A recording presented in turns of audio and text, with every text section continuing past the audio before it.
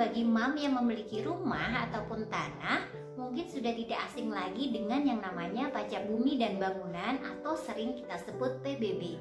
Nah, dalam video saya kali ini kita akan bahas secara sederhana mengenai pajak bumi dan bangunan ya, Mam.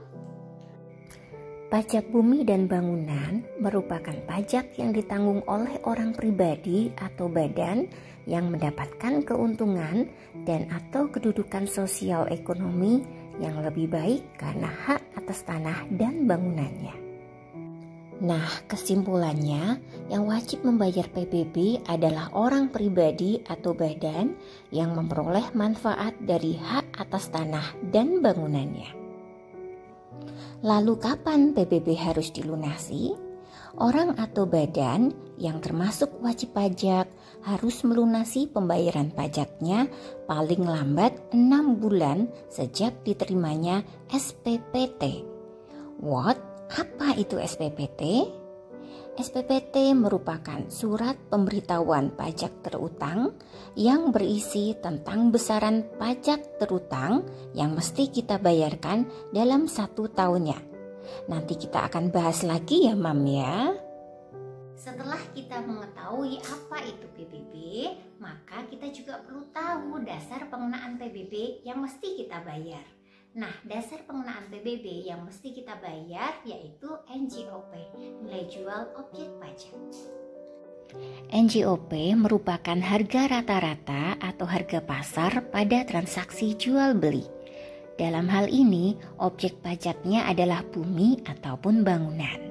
NJOP biasanya ditetapkan setiap 3 tahun oleh Kepala Kantor Wilayah Direktorat Jenderal Pajak atas nama Menteri Keuangan dengan mempertimbangkan pendapat gubernur atau bupati atau wali kota pemerintah daerah setempat. Namun, untuk daerah tertentu yang karena perkembangan pembangunan mengakibatkan kenaikan NJOP cukup besar, maka penetapan nilai jual bisa ditetapkan setiap tahun. Sehingga NJOP masing-masing wilayah biasanya berbeda ya, Mam. Mam, pada SPPT PBB ini tanpa istilah NJOPTKP. NJOPTKP merupakan besarnya nilai jual objek pajak tidak kena pajak yang ditetapkan masing-masing kabupaten atau kota dengan besar setinggi-tingginya 12 juta rupiah untuk setiap wajib pajak.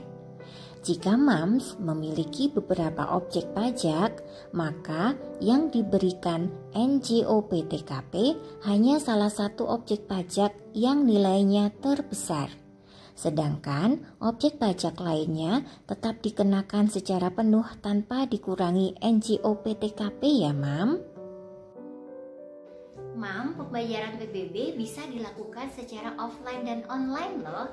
Nah, secara offline, Mam bisa membayar di bank ataupun ke kantor pos dan giro tempat pembayaran yang tercantum di SPPT PBB. Atau Mam bisa membayar juga ke petugas pemungut yang ada di kelurahan atau di desa yang secara resmi sudah ditunjuk.